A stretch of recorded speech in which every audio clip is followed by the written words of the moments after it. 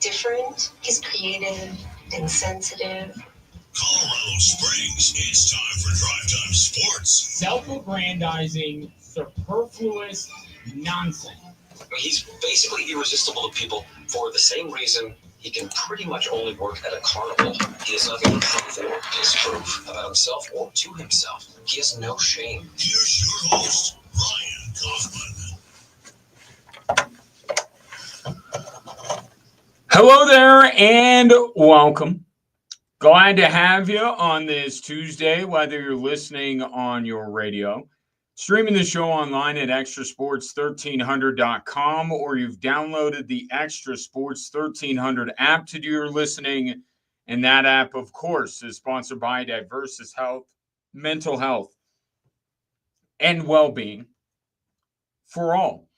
A veritable cornucopia of sports topics await you, and I love to get your thoughts. And if you tuned in yesterday, you will know that our text line was failing. Could not see what you were texting in. Today, that is not the case. It is back up, ready to rock. We'll get to some of your thoughts from yesterday because we're just continuing the conversation when it comes to the Broncos' first preseason game. So if you want to call or text into the show today, either way will work. 719-247-1313. Keep that number handy as well if you are interested in going to the Switchbacks match on Saturday night. But we do start with the Denver Broncos.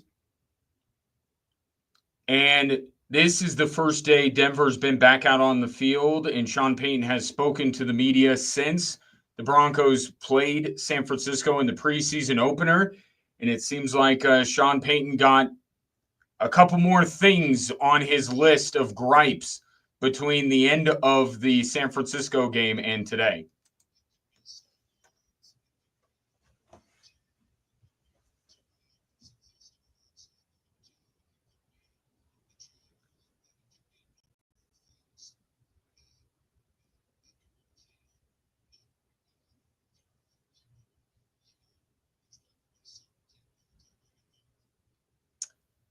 Yeah, apparently they did not have the best time getting out of the Bay Area.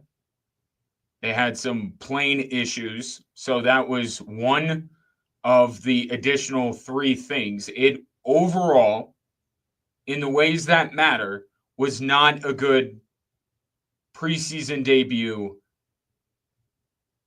for the Denver Broncos. A team that had an immense amount of hype behind them, courtesy of the national media, courtesy of their own head coach. And for them to step out onto the football field, this is their first chance to step out there going against the 49ers' second string and below. The best players on the Denver Broncos, save for Nick Bonito, left a lot to be desired, as Sean Payton will allude to.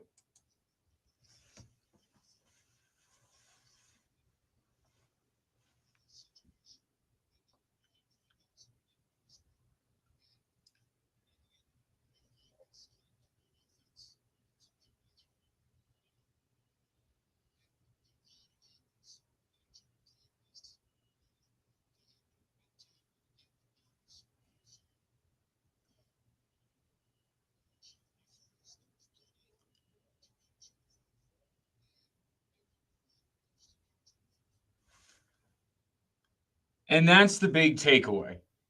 It is not really an argument whether the Broncos played well or not. The Broncos starters, I should say, played well or not against San Francisco. They did not play well. Bo Nix struggled with the same things that he struggled with for much of last year. Being able to make plays under pressure with his arm. Okay, the 49ers backup offense led by Mac Jones went right down the field and scored a touchdown on them. There was the safety. They didn't play well. Like, they just didn't. I don't know what counter argument there is to that. However, for the sake of keeping things in proper perspective, Sean Payton is 100% right. Whether it's a lack of execution, whether it's the Broncos were reading too many of their own press clippings and thought that they could just show up and look like a Super Bowl contending team, whatever it was, a lesson was taught. And you'd rather that lesson be learned, to Sean Payton's point, when the game doesn't ultimately count towards your record. So if Saturday is the biggest wake-up call that the Denver Broncos need to have this season, then they're going to be in pretty good shape. But it doesn't just happen. And there's a reason why the Broncos perhaps overall are a bit ignorant on all of this. For many people on that roster, last year was the first success as a team any of them had ever had. Right? How long has Garrett Bowles and Cortland Sutton and some of these other longtime Denver Broncos been there without any measure of success? And now everybody's doting on them. They have their faith in their ability to compete for a Super Bowl is now backed up with at least some evidence like, hey, we're a playoff team. That's the next step, right? After being a playoff team. Like, it's not crazy to think that the Denver Broncos maybe needed that kind of wake-up call. That, no, you got to be better. You got to be better than you were a year before. When everybody is telling you how great you are, you have to work that much harder to prove them right. Because the same people that are propping up the Denver Broncos and talking about how they're ready to take down Kansas City in the AFC West and how they're ready to compete for a Super Bowl are going to be the first ones to go off on you when you disappoint. They will turn quickly. So Saturday was a lesson for everybody, including the interns, apparently, with the Denver Broncos. Sean Payton mentioned some of the outside stuff that didn't have anything to do with football could be, chalked up to how many new people are a part of the operation behind the scenes. But now it just makes this week's game and this week's joint practice. And I think maybe the joint practice with the 49ers fed into all of this a little bit. The defense especially had a great day in the joint practice against the San Francisco 49ers.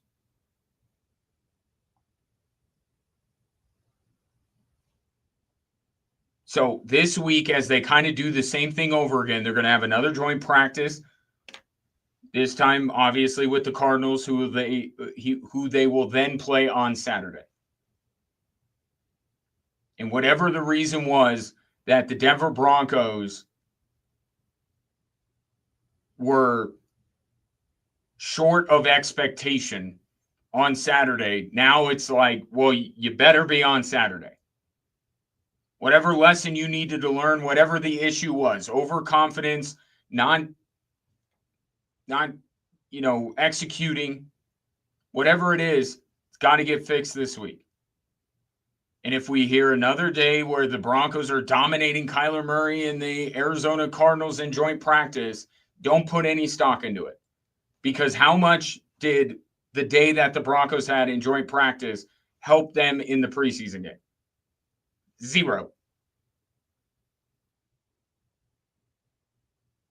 So as far as last week is concerned, and this is the way Sean Payton said he looked at it, right? He looks at the week in its entirety because of some of the things you can and can't do during a joint practice, because some of the things you can and can't do during a preseason game.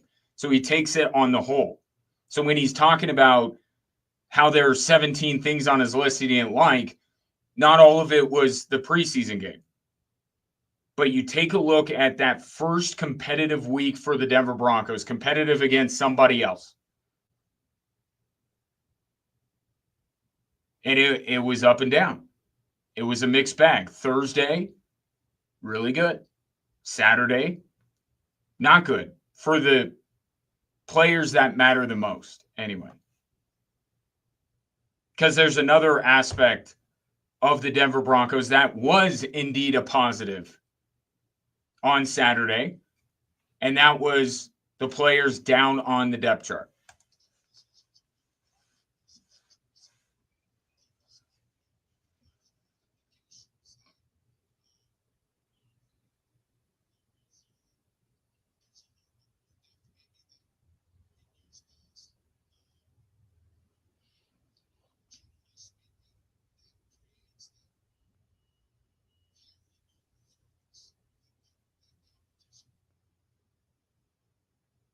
And I feel like now with the Denver Broncos, we're going to be having a conversation similar to what we had all of last year with the Denver Nuggets. What does depth bring you? How important is depth? How much do you need depth and do you have it? I think it's a little different, obviously, from basketball to football. Right? Because in basketball, one or two players can really affect outcomes. If the Denver Nuggets have to throw out, I mean, looking at their bench last year, even two bench guys, that might be enough to tip the scales in the other direction and lead, to the non-Jokic minutes. It's as simple as that for the Denver Nuggets because one player, look at it the other way. Not who they're bringing onto the court, who they're taking off of the court. You take out Nikola Jokic, everything changes for the Denver Nuggets because that's the impact that one player can have in a sport like basketball. The closest thing the Broncos are going to have to that would be Bo Nix, right? Would be the quarterback position. Everybody else, there's a reasonable expectation to think, hey, if they're a good team, they'll stay good. And I'll give the Rashawn Slater injury in LA as an example. The Chargers have depth on the offensive line. They can move Joe Alt to the left tackle to make up for the loss of Slater. Does make them weaker on the right side. But in the more important position, they're good. Joe Alt will be just fine protecting Justin Herbert's blind side. Now we'll see what the Chargers have as true depth pieces. But it's why you don't bury the Chargers after last week's news. Maybe you say, all right, I thought of them as this. I don't know if they can quite reach that. But it doesn't ruin their entire season, right? It's the same thing with the Denver Broncos. Right? The way they have built their roster, they should be able to sustain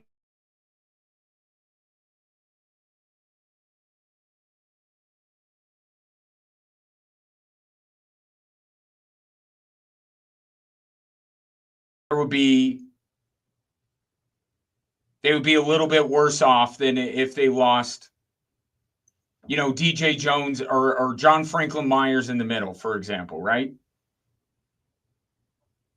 That's the importance of depth. But also, I think depth can be more important in a sport like basketball than football.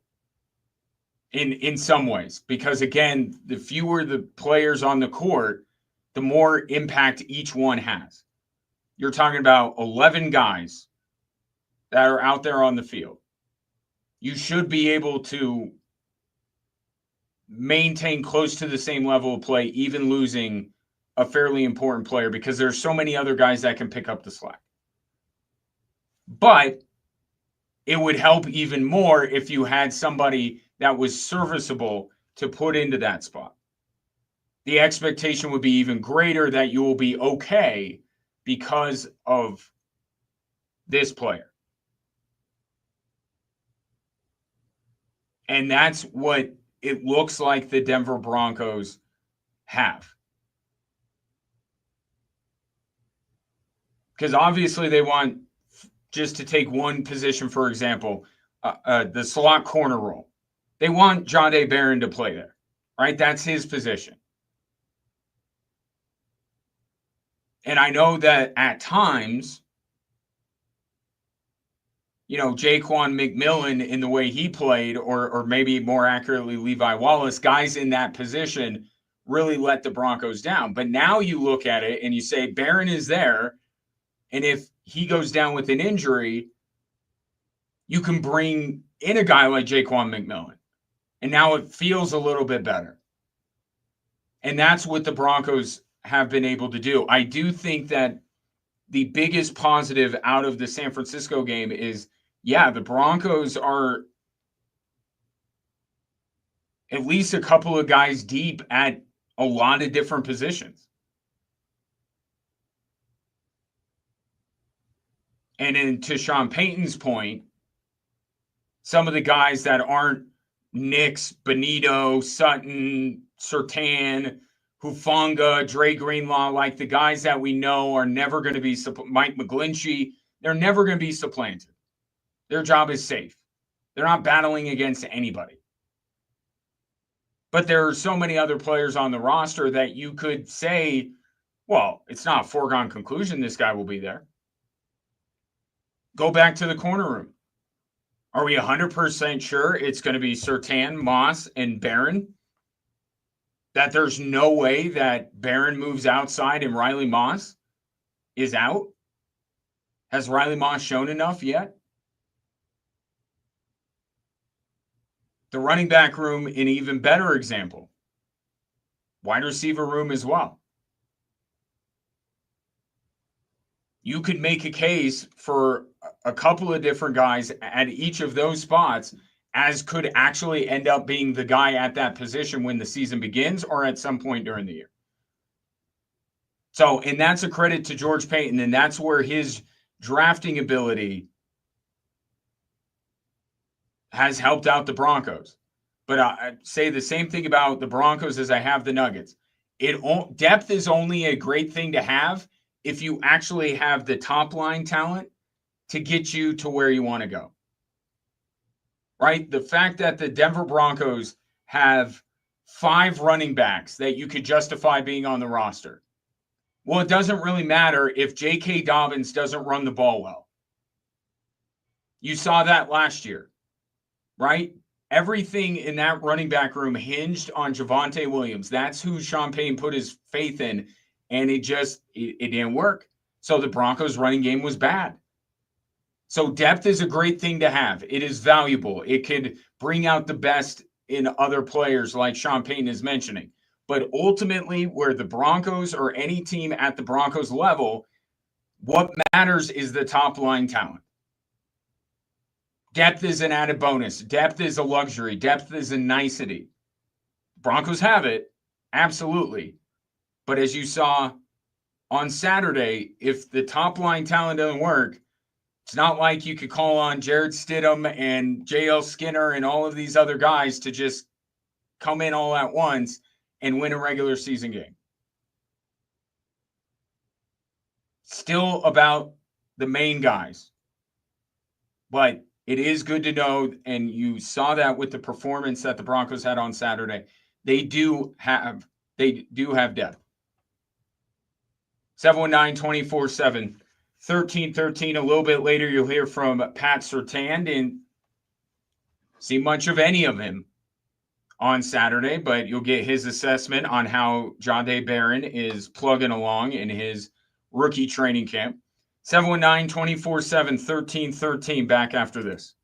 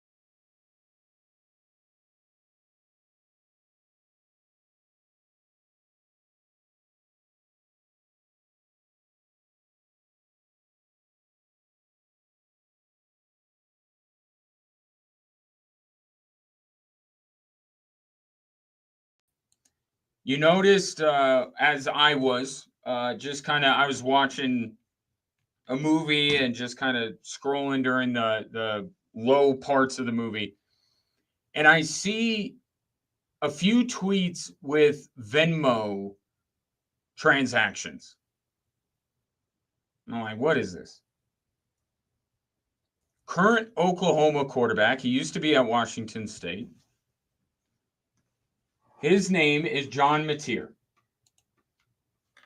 And they were his Venmo transactions. Two of them from the year 2022 when Mateer was at Washington State. And if you are familiar with Venmo, I don't think Venmo is quite ubiquitous yet, but there's a place on Venmo where you put in what the money is for. You send money from one person to another and you put, this is why I am giving you this money. In two of his Venmo transactions, he wrote sports betting. He even went so far on one of them to put the game that allegedly he was paying a bet for, and that would be UCLA and USC. Again, 2022 when he's at Washington State. So this all comes down last night. Somebody unearths it, and Oklahoma is made aware, and they said they are investigating this. Okay. Then John Mateer comes out with a statement this afternoon. So there are two Venmo transactions that are both labeled sports betting that are attributed to him. And I suppose I have to give him some credit because he was not denying that that was his account. He is owning that those are his transactions. The explanation is quite something. This is the statement from John Mateer, quarterback of the Oklahoma Sooners. The allegations that I once participated in sports gambling are false. My previous Venmo descriptions did not accurately portray the transactions in question, but were instead inside jokes between me and my friends. I've never bet on sports. Yada, yada, yada. Boilerplate. I'll cooperate. Da, da, da, da, da.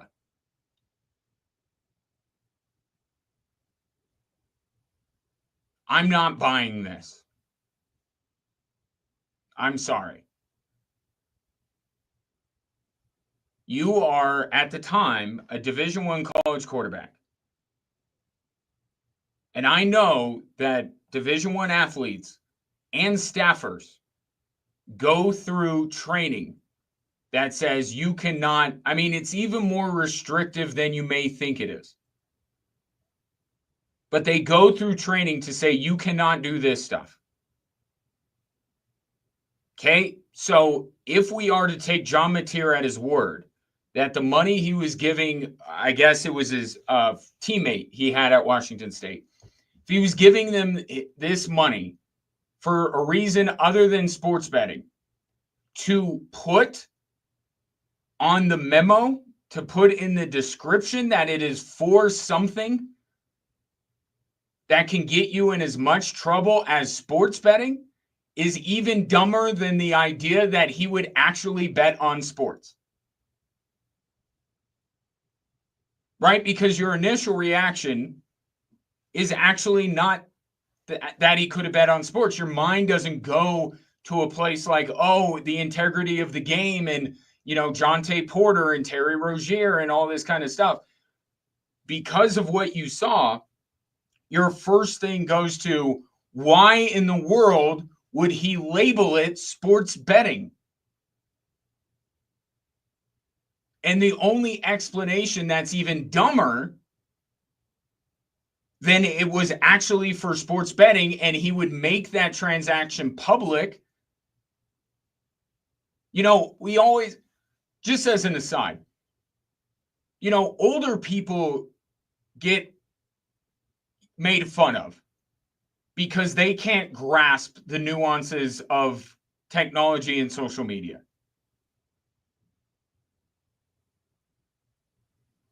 Right?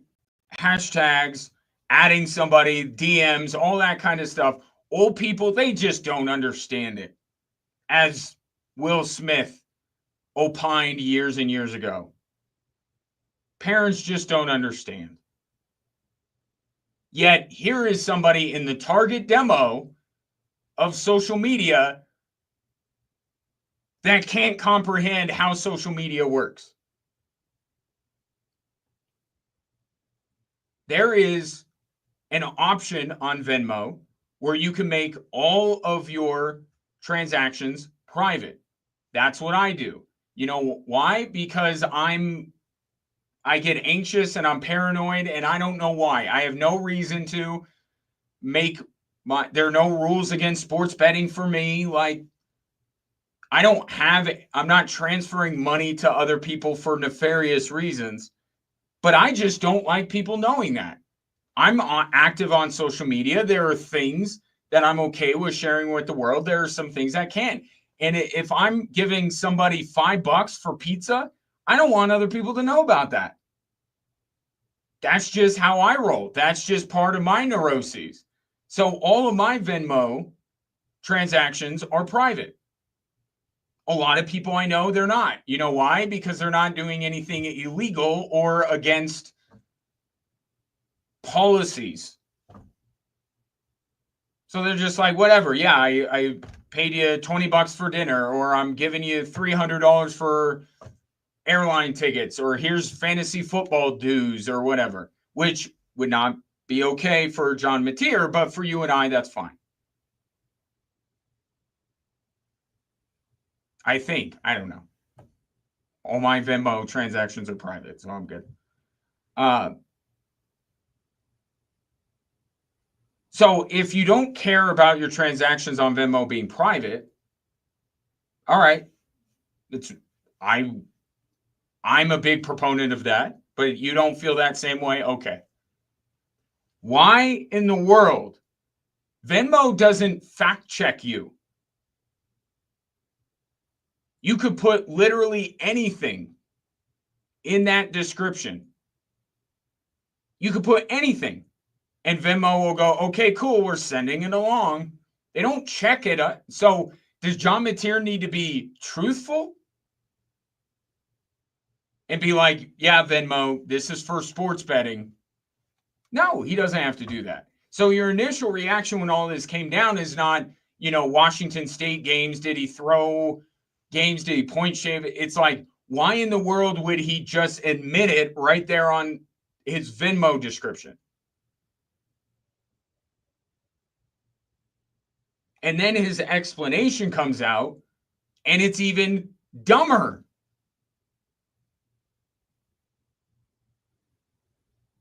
Right? To take something and mislabel it to something that could get you in a lot of trouble.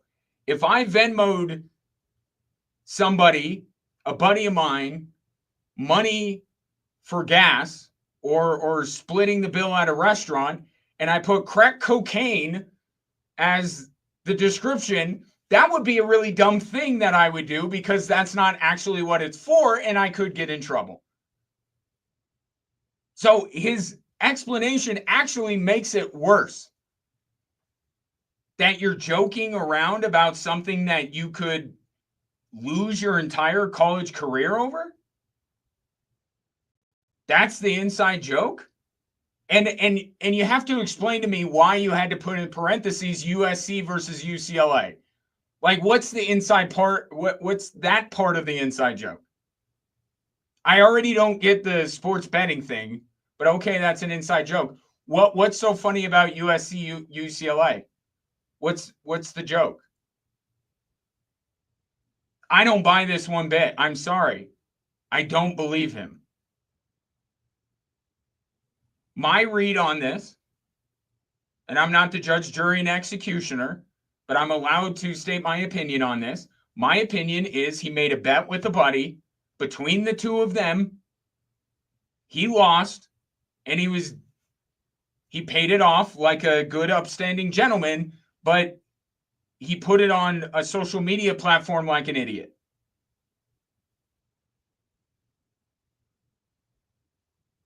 That's what I think happened. Now, is that a mortal sin in the college world? Might be.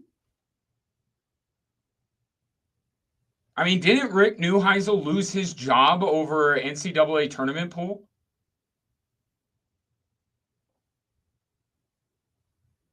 So this could be really serious. This could be really bad for John Mateer. But I kind of look at it this way. Was this as nefarious as what happened with Terry Rozier or Jonte Porter, allegedly? No, this is a little bit more innocent. Okay, I think now Oklahoma has to do due diligence. I think the NCAA does. Like, I think John Mateer is in, there's going to be a lot of stuff swirling around him because you got to go down the rabbit hole if you're Oklahoma or you're the NCAA.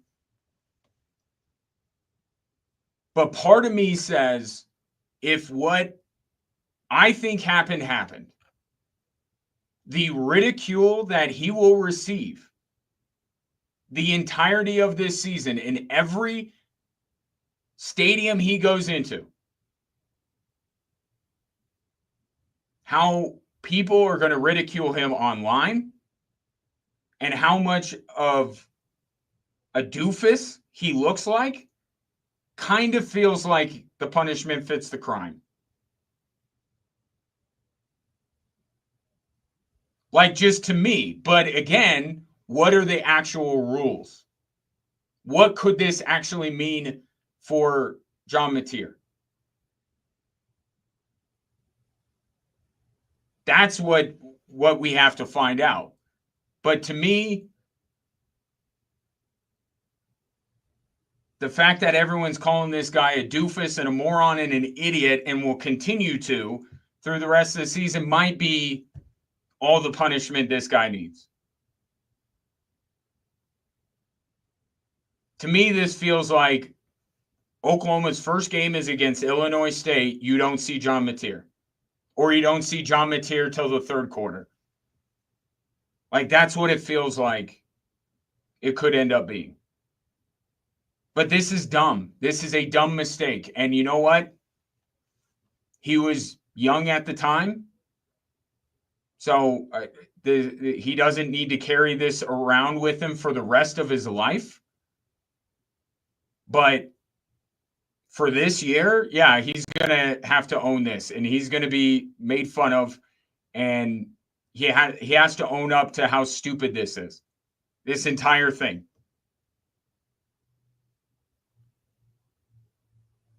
I mean, there's the saying that the cover-up is worse than the crime. That's what this is.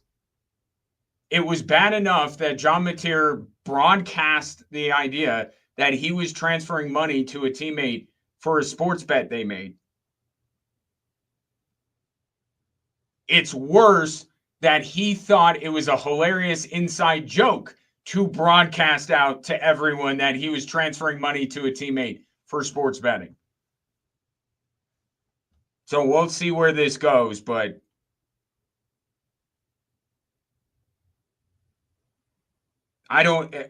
what I feel like will be punishment enough may not actually be punishment enough. So I have to see what Oklahoma comes up with. But as excuses go, that may be the lamest excuse I've ever heard. It's an inside joke. Good. It's a good inside joke. 719-247-1313.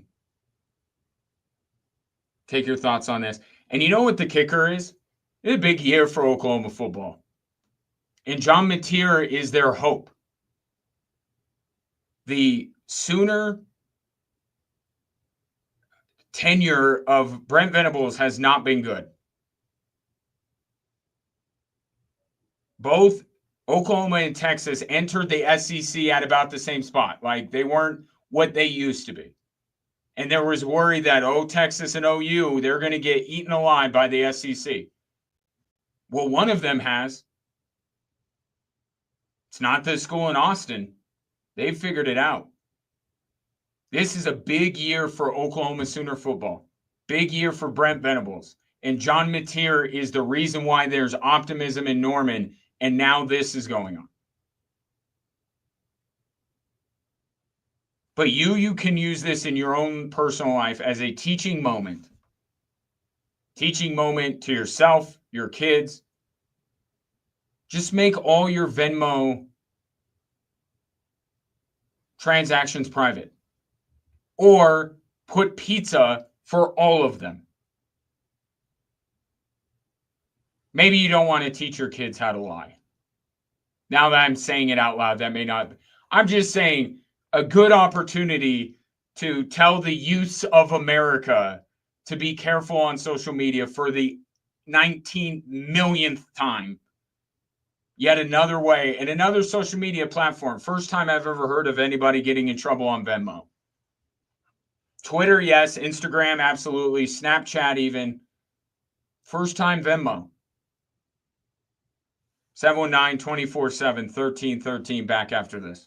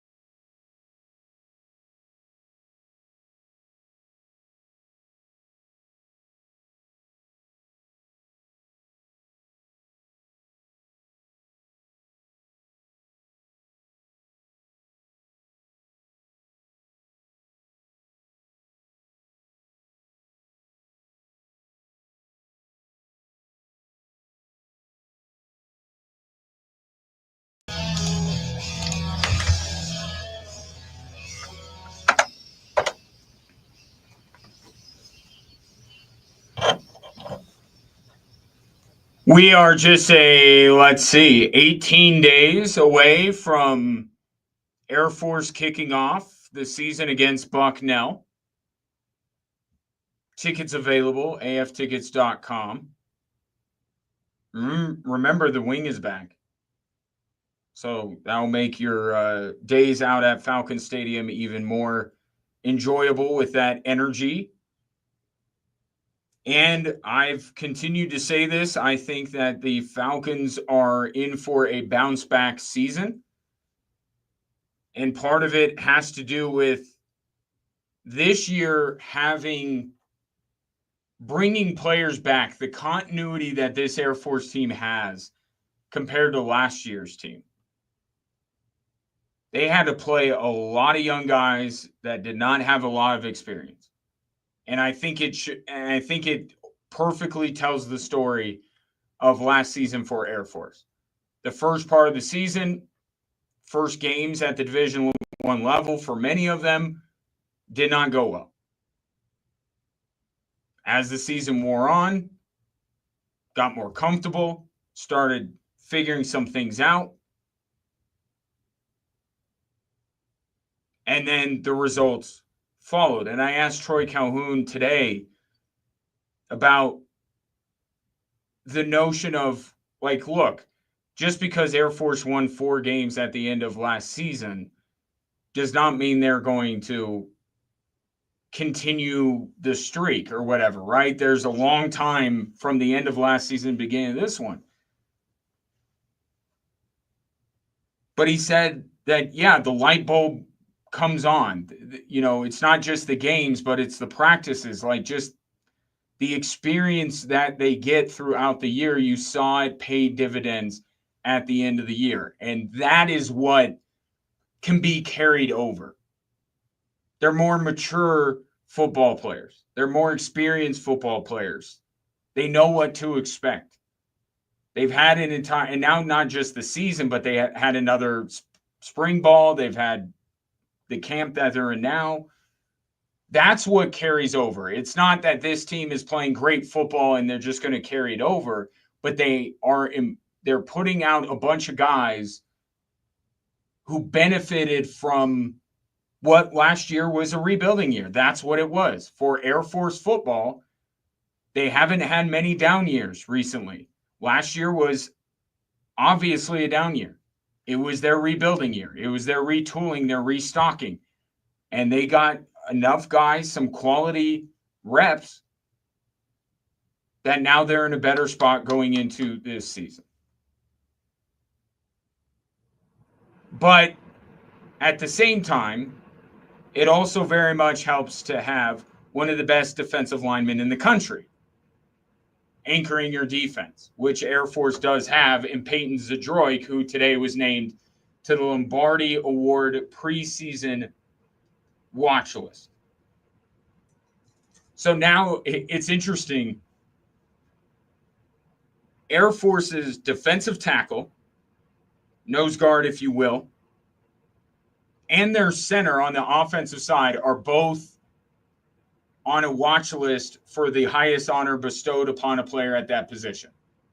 And I think that perfectly embodies why I think this Air Force team is going to bounce back from a talent perspective. I talked about the young guys being older in their experience. But ultimately, why I think Air Force is going to bounce back this year is because they have a chance to win the line of scrimmage, which is important for every football team. For Air Force, it's even more paramount. Their offense, the way they play, they have to win the line of scrimmage. And with Peyton Zadroik on the defensive side of that, he has the chance to control the line for the Air Force defense. And it all starts there. Now, Peyton Zadroik, when he's on the field, his production is not in question here. But what has been a storyline with him, unfortunately, is games missed and also how banged up he was even as he played. And Troy Calhoun talked about maybe a different approach to handling Peyton Zadroik to try and allow him to be out on the field as much as possible.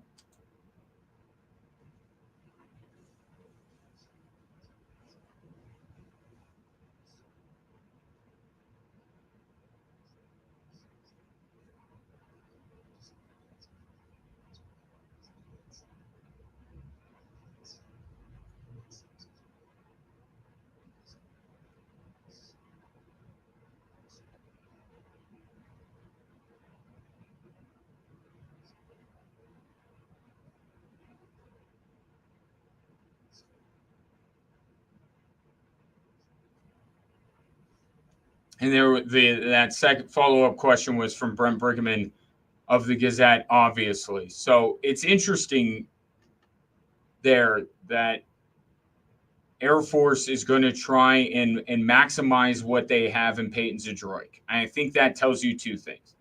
One, that tells you how important Peyton Zadroik is. Like, they need him. They'd rather him not be on the field as much through 12 games than to be on the field the maximum amount in 10. Right? And the thought process behind that is if we Air Force, I'm speaking from the Air Force coaching perspective, if we have Peyton Zadroik available to us in every game, in the key moments, then that is going to help us out. Because if we play him a maximum amount so he can dominate Bucknell, but with his injury history and the injury risk that's already there at that position, now he dominates for 4 or 5 weeks, but now he's banged up. And now we don't have him 10th game, 11th game. We don't have him for a bowl game.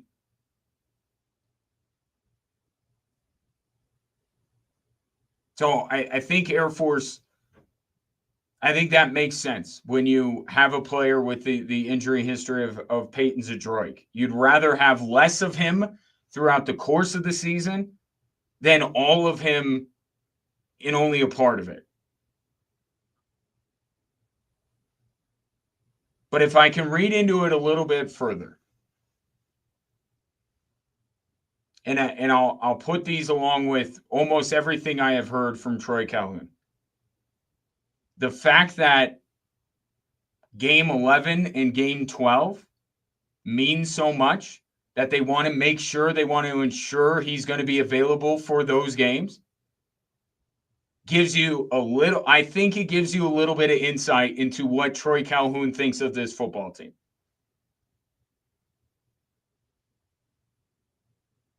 I think he believes that there's a chance that Air Force is a factor in the Mount West all season.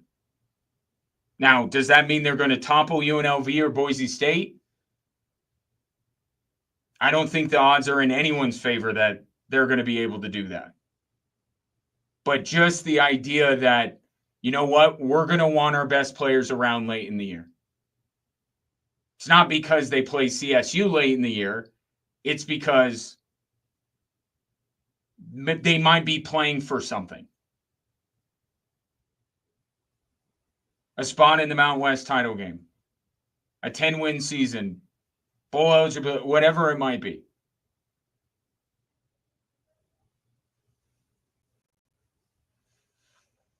Air Force kicking off their season in 18 days.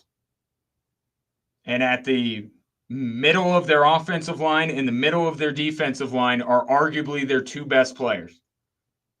And those are good spots to have two of your best players at. 719-24-7-1313. Coming up next, let's talk a little Broncos rookies. Also, Pat Surtain speaking today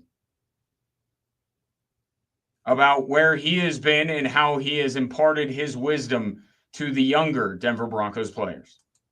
Patrick, and this is Above the Noise. College football's a couple of weeks away.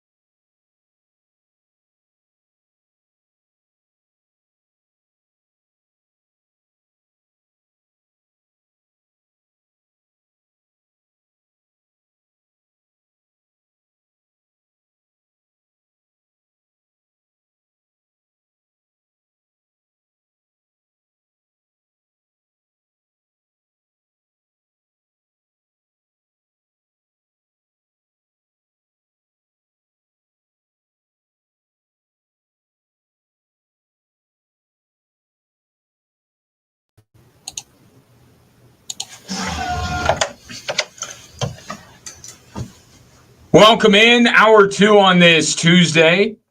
Appreciate you watching the show on our social media platforms, Facebook, Twitter, Instagram, and YouTube. The handle is all the same no matter where you go, at XTRA Sports 1300. If you'd like to step up your participation and send your thoughts, feel free. Text line is open, 719-247-1313. That is also the place where you could call. So either way. Broncos trying to refocus, recalibrate, and have a better second showing in the preseason than the first. And one thing, again, the positives of Saturday are, one, doesn't count, right? So as poorly as the ones played against the San Francisco 49ers, it didn't actually cost them. So maybe they were able to learn a lesson at a time where it wouldn't have cost them everything. And you also found out, the Broncos, they got quite a bit of depth on this team. They have some guys 2-3 spots down on the depth chart that can make some plays. Now, it's a nice problem to have, but it does create a problem for Sean Payton.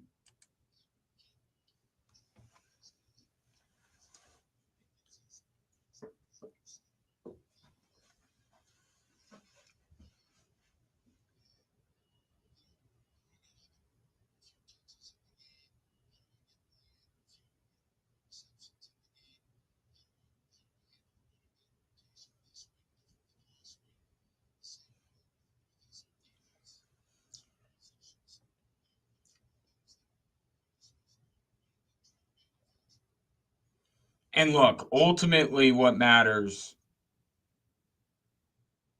it tells you, Evan Ingram, we didn't see him at all. Pastor Tam, we didn't see him at all. I don't think we saw Zach Allen. Nick Benito was out there a limited amount, but he was very noticeable. By the way, on Nick Benito, the foot, it's a mild foot injury, and Sean Payton says he'll be fine. So collective sigh of relief for Broncos fans. But look, if this weekend was week 1, you wouldn't have Sean Payton talking about this kind of stuff. Like, the depth at running back wouldn't matter.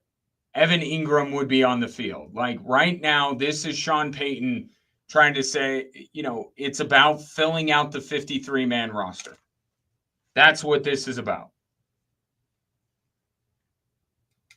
And I also think at the same time, it's, getting Bo Nix more reps and getting him ready for the season. But if Sean Payton needed to call on some of these players, they'd be out there.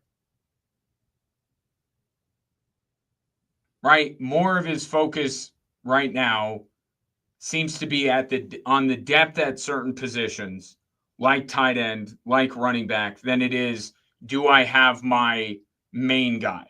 At tight end, that's not a question. And I don't even think it's a question at running back. It's J.K. Dobbins' job. And we can talk about, he likes to spread it around and it will be a running back by committee. Who's the guy on third down and short that Sean Payton's going to go to? Who's the guy on a critical drive that he's going to hand the ball to on first down to try and get the Broncos ahead of the sticks? It's going to be J.K. Dobbins. So call him the starter, call him the first string, call him the main running back, call him whatever you want. It's J.K. Dobbins, because McLaughlin, Estime, we saw these guys last year. They're not capable of moving the Broncos running back room forward. Okay, and the tight end room, like, we know it's going to be Evan Ingram. Joker or no Joker, he's the number 1 tight end for the Denver Broncos, and it's not particularly close.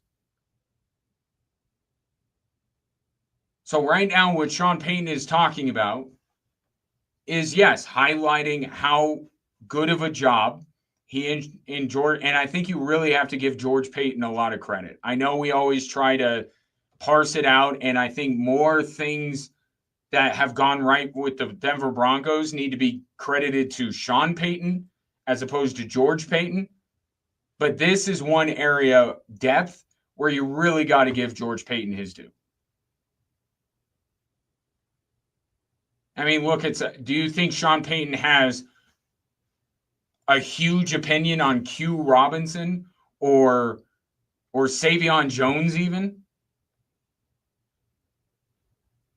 And then you have some of these other guys like maybe Sean Payton watched some Jonah Ellis film, but I kind of feel like George Payton was banging the drum for him, especially a LaVale Bailey, who you didn't really notice him a ton against San Francisco, but he's had a terrific camp. A player like JL Skinner, who makes one of the biggest plays of the game. Like, those are George Payton's guys.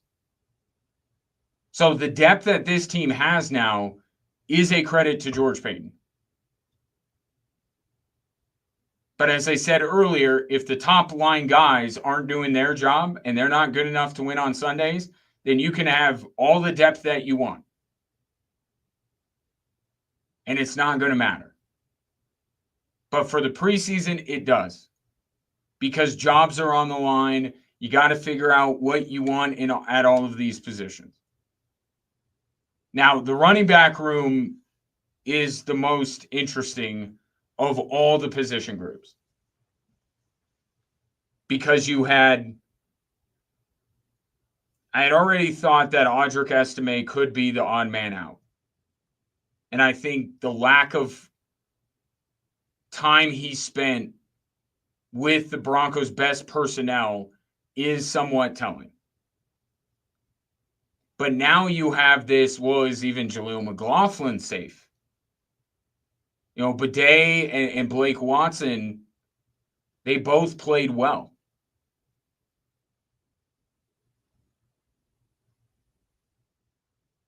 And who the third running back is on the Denver Broncos is not going to be the difference between them winning a Super Bowl or not, right? But right now, it's interesting. And we know that the third running back could factor into things. I wouldn't be shocked if it looked completely different. The rotation, who's out there when against Arizona. I think for a player like Audric Estime, if it's not different, then that's a real problem.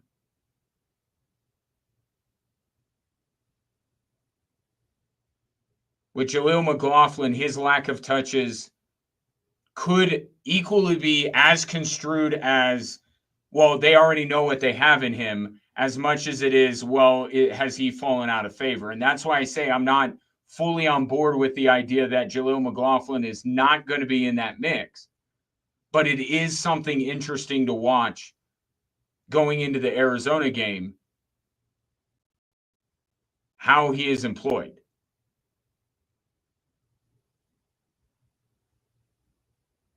But I think setting up early this week, storylines for Arizona, it's one, obviously, can Bo Nix and the first team offense look better than they did? Because if they don't, now you're looking at one last preseason game where the starters aren't supposed to play. You're supposed to get your work in the first couple of preseason games. So that's storyline number one. But storyline number two, I think, is very much how Sean Payton will use these running backs.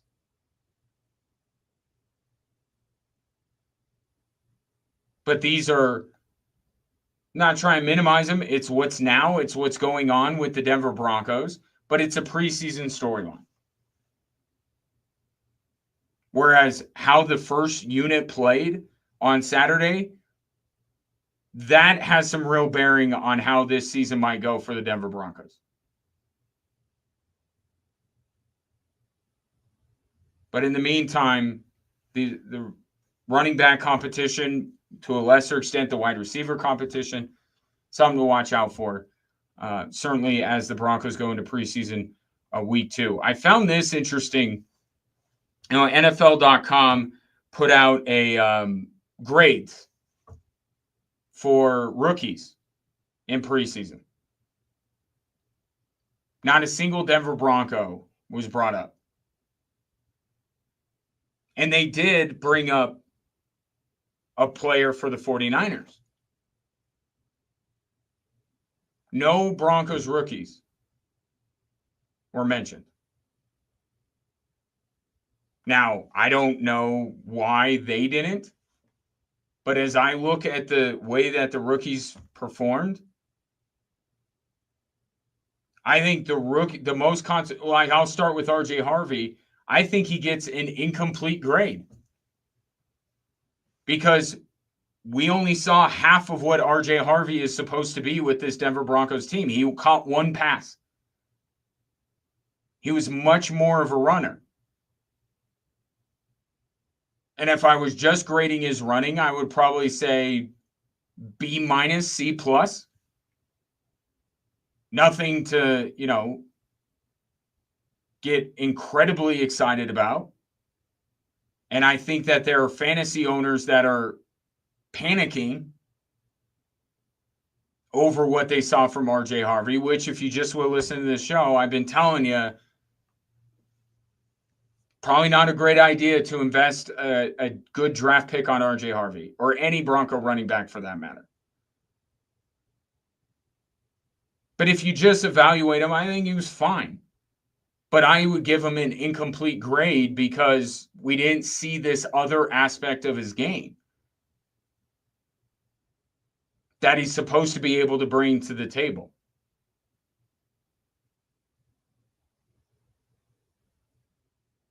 And Jahdae Barron makes a couple of stops, but didn't play a whole lot. Didn't seem to be playing a whole lot. Maybe he had more snaps than I thought. Popped up a couple of times. Pat Bryant had a couple of catches. Like, I think that the rookie class for the Denver Broncos at least showed why Sean Payton drafted them. Pat Bryant with his sure hands. Jahdae Barron, a sure tackler. They showed that. But did I see a ton from any Broncos rookie? Not really. And when you look at again, as we talk about, okay, depth being nice, and you want the Broncos to have depth, you want any team to have depth, but really what matters is your top line talent. There are really only 2 rookies that fall into that column. It's Barron and it's Harvey.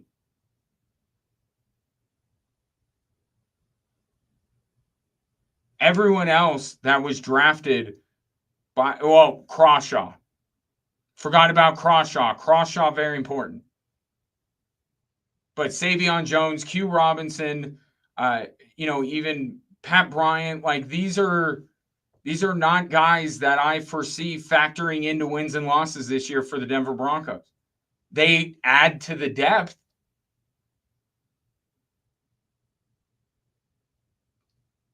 But the rookies that could factor into Sundays and the Broncos pursuing a Super Bowl title, it's Harvey and it's Barron, and it might not even be both. It could just end up being Barron. We've gone through this before with Sean Payton and rookies. He may say everything about RJ Harvey and he may talk about how he wants, and then the regular season rolls around and it's Audric Estime all over again. It's Marvin Mims. Oh, I got to find ways to get him on the field. But that's the position that the Broncos find themselves in. They don't need rookies. They don't need their draft class to be full of 3, 4, 5 impact players. That's also to the depth conversation.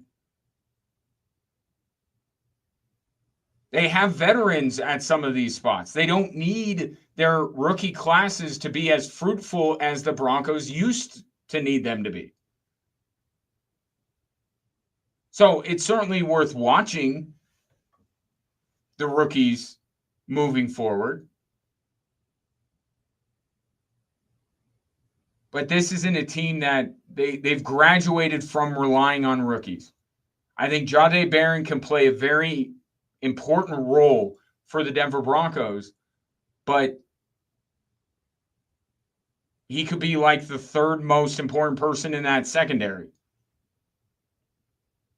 The role player. Need them. Need good role players on any elite team, but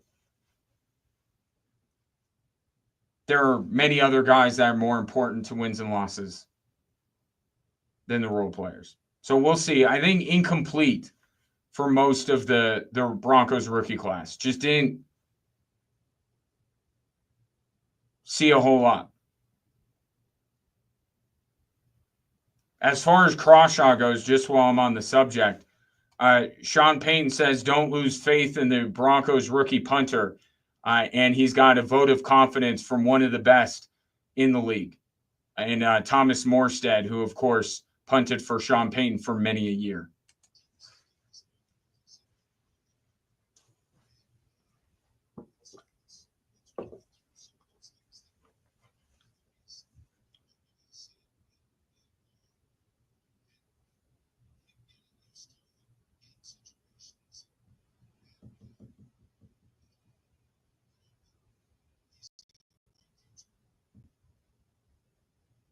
If there is one rookie that would get a grade and it would be a bad grade, maybe I'll phrase it that way. I don't have any reason to grade any of the rookies poorly except for Crawshaw, who is one of the worst punters in terms of yardage on Saturday. But he's also one of the only rookies that you really feel like is going to have a great shot of improving because he's not buried on the depth chart. He's not fighting for reps.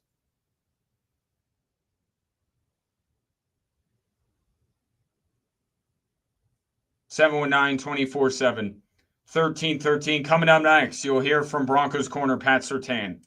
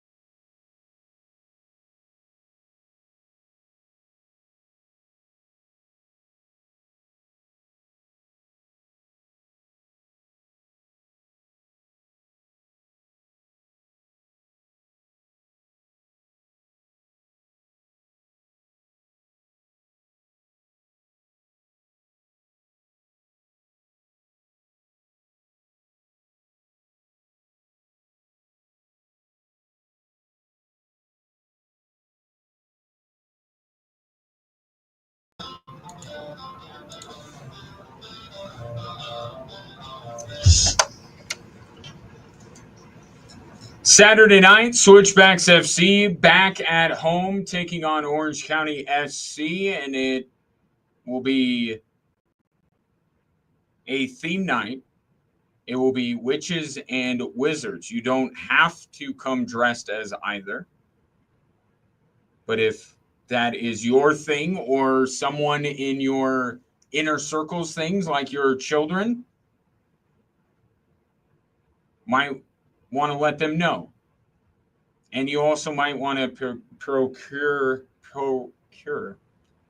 some tickets, which I can help you with. 13th texter to text Switchbacks in their name to 719-247-1313 will win a 4-pack of tickets to see the Switchbacks hosting Orange County for Witches and Wizards Night. Kickoff is at 7. If you do not win or you need more than 4 tickets, go to switchbacksfc.com. Speaking of the text line, text came through. How much of a learning curve do punters need? I don't know. What I think Sean Payton was getting at when it comes to Jeremy Crawshaw is, look, it's his first professional game ever. Give a guy a break. Right? I think that's probably more what he's talking about. Not that he thinks that it's going to take Jeremy Crawshaw all year or even any long period of time to get going. I think it's just, hey, it was his first game. Jitters, nerves, routine, all of that kind of stuff. We know that kickers, punters, they're creatures of habit. They're a very unique breed. I listen to Sean Payton. I don't think it's that punters need a ton of time to develop like quarterbacks. I just think he's saying, like, look, the guy needs to play. The guy needs to be out there kicking the ball in live game situations. And the first time he does that may not be great. But it's funny with Jeremy Crawshaw, it's like he is the most overlooked rookie, but he also might be the most consequential. Because we don't talk about special teams. But yet, how much of an emphasis has Sean Payton put on special teams? And really think about how important is your punter. And you can make the joke with that, only on bad teams does a punter matter. Chiefs, for the longest time, had one of the best punters in the league. A lot of really good football teams have really good punters because of the importance of flipping field position. So Crawshaw might be the most consequential rookie in this Broncos rookie class. He might very well be. But he's also the one that we gloss over because, well, he's a punter. Maybe Jeremy Crawshaw can kind of flip that paradigm, at least here in Colorado. Normalize talking about punters. Which we're doing right now, because we're talking about punters. 719-247-1313. So there's the story about Oklahoma quarterback John Mateer.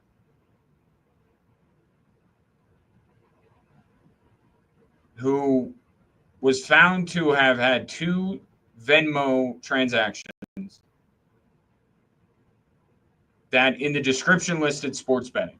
One of them even listed USC and UCLA, which, by the way, was the game that occurred the day before this transfer was sent out. This is becoming the craziest inside joke in the history of inside jokes.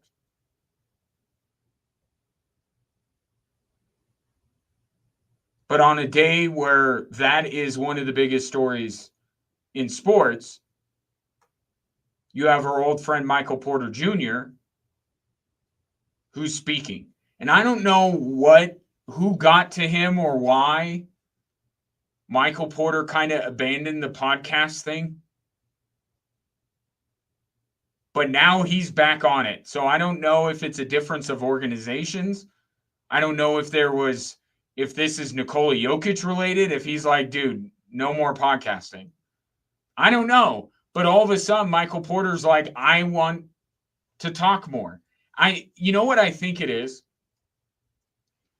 I think it's Michael Porter looking at being traded to Brooklyn as an opportunity for him to reach heights that he has not reached in his career.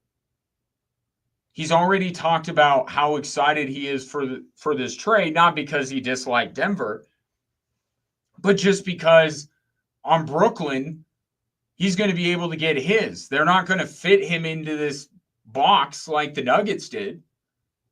He's going to be able to go out and get his. And by the way, Cam Thomas is a player similar that's on the Brooklyn Nets now, and he thinks he is worth $40 million a year because of the points he's able to rack up playing meaningless basketball games. Like Michael Porter's like, I did the team thing. I sacrificed. I pushed through injury. I did everything that they asked me to do to sacrifice for a championship, and I won it. And I will always cherish that championship, and it will always be the most important thing that I do. But now I'm going to Brooklyn. I'm going to get mine. And I'm not going to worry about fitting within a system where I'm option 3 and on some nights option 4. And I just think it's a change in mindset for Michael Porter that has also led him to go, you know what? I'm going to talk a little bit more on social media. And today he's on some podcast. Like I have some things to say. It's like his game. I have more to contribute as a basketball player than you previously thought. You forgot who I was. You forgot that I was one of the most highly touted high school prospects in recent memory. Forgot that had I not been injured, I would have been the number 1 pick without question. And you forgot what I'm capable of because I had to fit within the Nuggets system and had to acquiesce to Jamal Murray and Nikola Jokic. Don't have to do that in Brooklyn. I just think it's a mindset. Like, now it's time for Michael Porter to shine. I have no problem with any of this, by the way.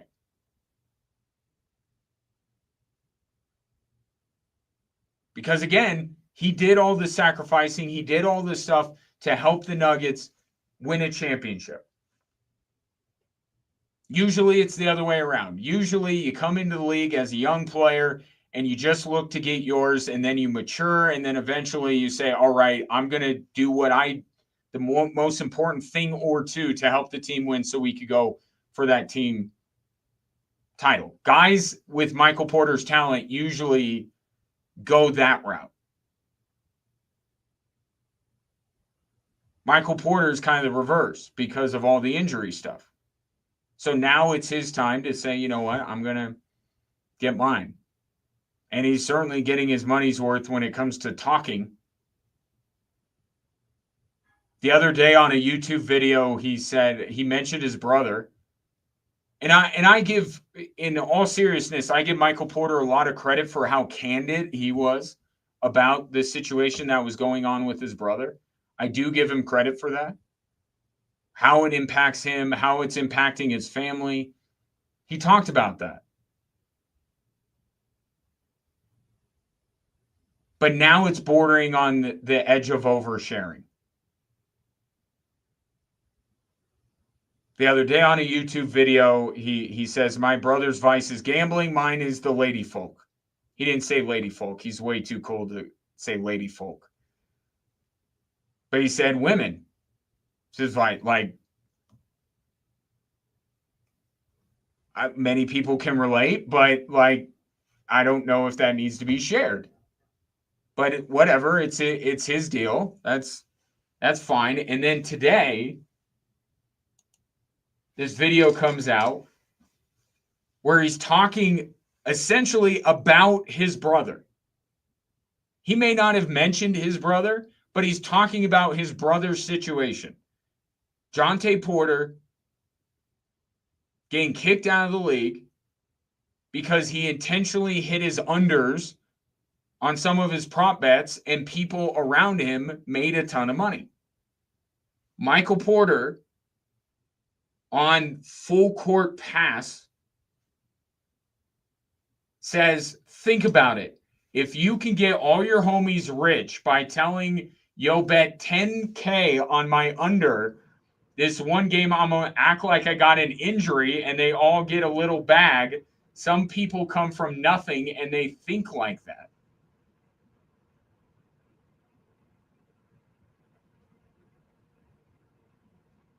That is, I think he's right. I don't think he's lying there. I think Michael Porter is onto something. It's just very interesting coming from him, given what happened with his brother. And maybe it's not totally about his brother because, not to get too much into the Porter family, but from what I understand, Michael and Jonte did not grow up in a rough situation. I thought that was they grew up in a good household and everything like that. So maybe he's not talking about his brother, but he kind of is. Because any gaps in his knowledge, maybe he can't quite relate to somebody who grows up with very little to nothing. But any gaps in his knowledge, he can fill in with his brother. What his brother was. How is this not to be taken as literally what? Maybe Jonte Porter's not the one that hatched this scheme, but maybe one of his buddies did. Like when Michael Porter says this kind of stuff, you go, well, I'm kind of taking it as fact. But just again, good on him for, speaking his mind and not being afraid to speak his mind. Too many people are afraid of what other people will think. Michael Porter clearly is not. So kudos to him for that. I just don't know if this is a subject matter that he should be diving this much into, given how closely he is to a situation like he was describing. But it is a different Michael Porter. I know he dabbled in that, right? Like, Nikola Jokic was on his podcast, and he's at an adult film star on his podcast, and like he used to do some of that stuff, but now it looks like it's going to be regularly scheduled programming for Michael Porter to be on podcasts and to do YouTube. It's his chance to become more of a star. I think, again, I think that's what it all boils down to. I think Michael Porter is looking at this as an opportunity for him to become the star that he thought he was going to be coming out of Missouri. And if you're going to be a star in today's sports world, get a podcast. 709-24-7. 1313. Back with more Drive Time Sports after this.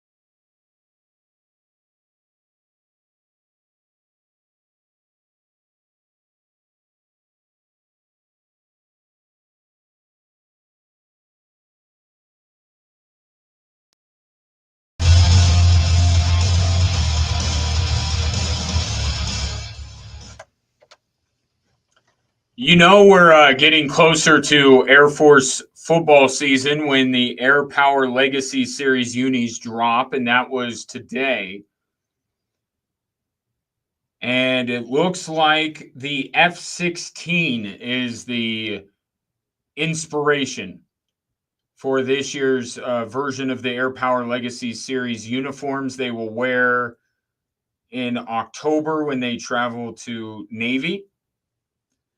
And what I love about these uniforms is that they have such a story to tell, obviously, right? And the level of detail that goes into all of these is it's fascinating, and it's so cool to kind of unearth, oh, there's this little thing and this and this, and it means it everything in these uniforms means something. It's supposed to signify something. There's no wasted print or pattern or color. Like, everything is so intentional, and there's so much more to these uniforms than, just, hey, we're going to have a black uniform, a black alternate, or even like the Broncos, we're going to wear white and it's snow. Get it? Like, I'm not saying they don't look awesome, because they do. And the snow-capped helmets look phenomenal, but that's all it is. It's to look cool.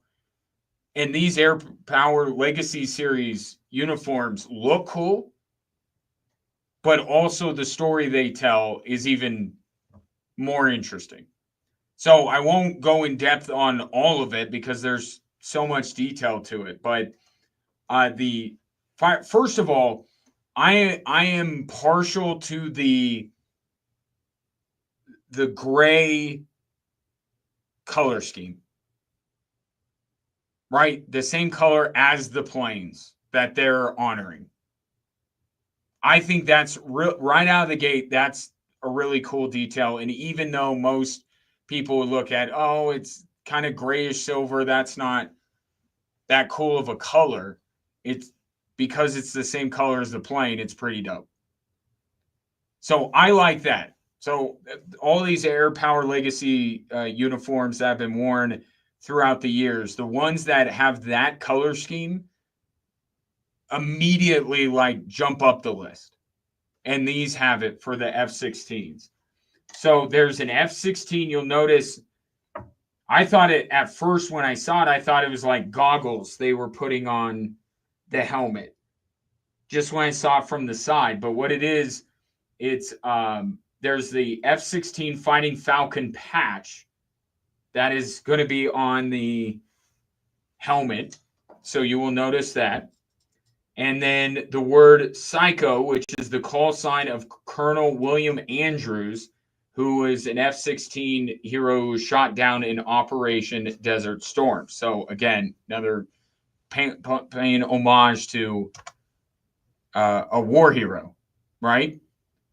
And then there's the fighter squadrons that I always like, because some of these squadrons have really cool patches, or call them tail flashes. So there are 4 that they're honoring. The 120th Fighter Squadron that has like a wildcat, it looks like, in there. And then there's the 140th Wing. And then the 555th Fighter Squadron in the 20th Fighter Wing. If you go to goairforcefalcons.com, you can see and read into all of this stuff. But just the uniforms look awesome. They do. And you will see the word Viper featured prominently. That's one of the nicknames of the F-16. So as you can probably tell, I'm not an Air Force history aficionado. So that's part of why I look forward to this, because I don't know the history of this stuff. Like, I can tell you the difference between a B-2 bomber and F-16, but beyond that, not great at it. So that's why I look forward to these uniforms coming out. They're going to be near the top. I haven't done my official rankings updated for this year. I probably should have done that. I will do that at some point. These aren't the top, but they're going to be up there. And they'll wear those on CBS when they visit Annapolis.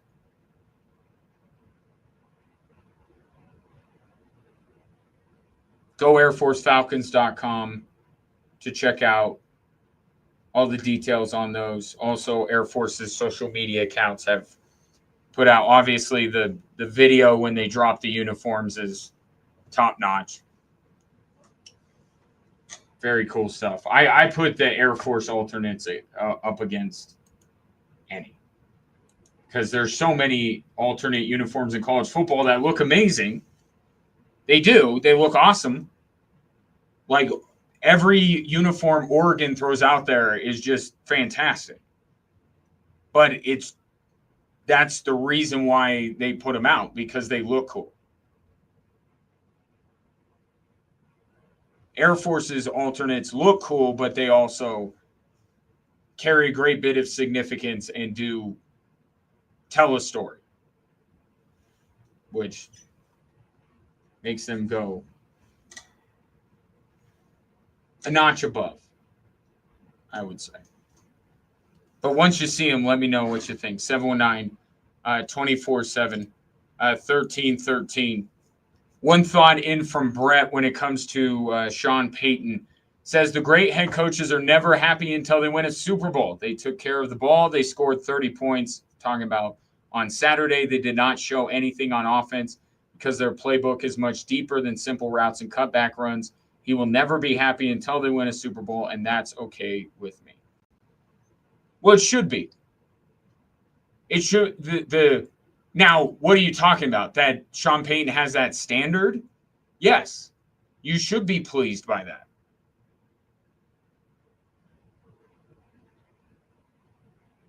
But I think it warrants some criticism when the Broncos are far below that standard. What happened when the players that are going to be most responsible for the Broncos' success were on the field? They got beat. And they got beat by not Brock Purdy, not Christian McCaffrey or George Kittle or Brandon Ayuk or Nick Bosa. They got beat by the 49ers' second team unit with a vanilla defense. So I don't buy into the whole Broncos offense is so complicated, it's difficult. Bo Nix was terrific in his preseason starts last year. Same offense, same head coach. The difference was the pressure. The pressure that he faced on Saturday was greater than the pressure he was facing in the preseason last year. And that's where he struggled, like he struggled most of last year under pressure. Sean Payton had it completely within his power to make Bo Nix look good, and I think he had every intention of making Bo Nix look like a world beater. With how much he's put himself on the line with Bo Nix, and he's going to be one of the 4 or 5 best quarterbacks in the league in the next 2 years, you don't think that Sean Payton had everything planned out for Bo Nix to look like a rock star on Saturday? The Broncos just didn't execute. I have little doubt that Sean Payton had a great game plan. They didn't execute. San Francisco got pressure on Bo Nix. He struggled, just like he had struggled a lot last year under pressure.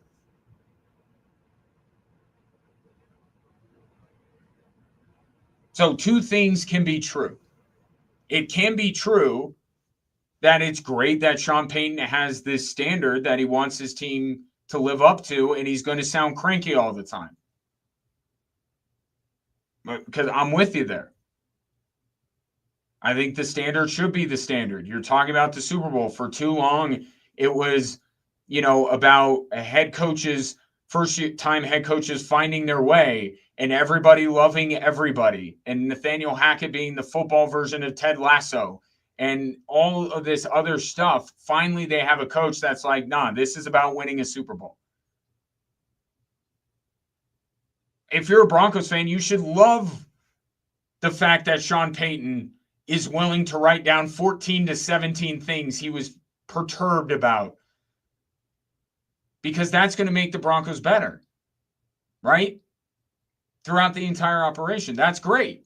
But it can also be somewhat concerning and worth criticism when the team, the most important players to execute Sean Payton's vision and reach his lofty expectation, don't come anywhere close to reaching it. 719-247-1313. Good text, Brett, as always. Come back. We'll hit the 3 stories that are driving the show. The silver lining of Saturday's lackluster performance from the most important Broncos players, as well as an Air Force player on a preseason watch list, and much, much more here on Extra Sports 1300. I'm TJ Glasser here to help you beat the books for the BetMGM network. Week 1 of the